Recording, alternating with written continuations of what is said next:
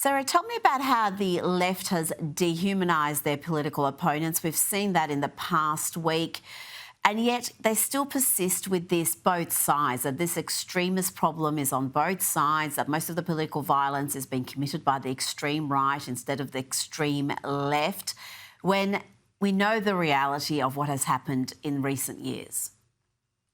Yeah, I mean, listen, when President Trump remember, he had two assassination attempts on his life, one of which, of course, got him shot in the Mm. head. And after that happened, he walked onto the stage at the Republican National Convention to give his speech, and he had a bandage on his ear.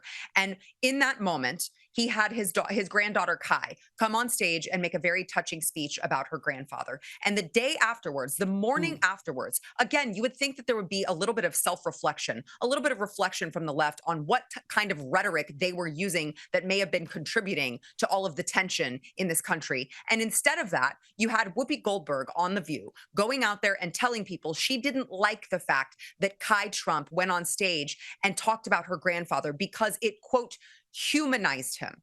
So the left has been doing this Yes. for a very long time. Intentionally, the mainstream media has been intentionally dehumanizing us, using dehumanizing language, because if they can dehumanize us, they can demonize us. And if they demonize us, what comes next is totally justified in their minds. That is what they have been doing intentionally. They have been lying about us. They have been gaslighting us. And it really, honestly, I'm still shocked that a guy that I know that inspired me to do what I do is dead and was murdered in cold blood. But Mm. honestly, when you watch the increasing rhetoric and you watch the way that they've been amping it up and you watch the way that they have been dehumanizing us, it really shouldn't come as a shock to any of us that this was the end result of the decades of work that they have put in to deem us as evil and unworthy of living. And yet you've got the left playing victim at the moment, Sarah. They're accusing their political opponents of cancel culture and impinging on their free speech. The latest one is online figure Destiny, who mocked Charlie Kirk's widow, Erica. It was just so disgustingly cruel. Now, he's been banned from Twitch, but I don't know, perhaps CNN will have him back. I hate Charlie Kirk. I think he's actually a Satan spawn, but he's very, very strategically minded. What do you think of all that, Sarah? Are the right now guilty of cancel culture?